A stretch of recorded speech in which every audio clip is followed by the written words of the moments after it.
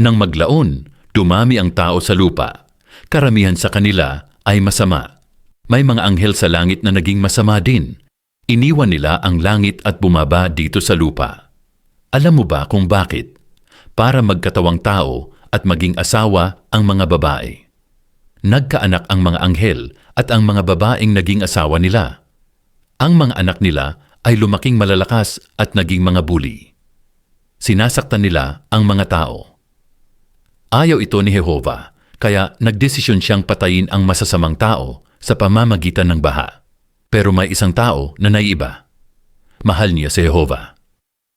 Ang pangalan niya ay Noe. May asawa siya at 3 anak na lalaki, sina Sem, Ham at Japet.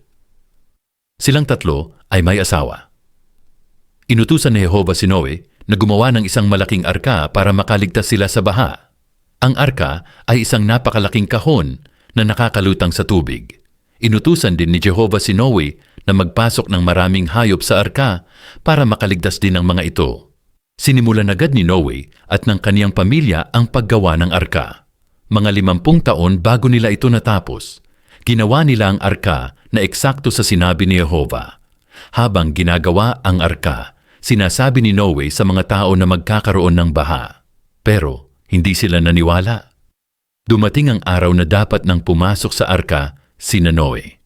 Tingnan natin ang sumunod na nangyari.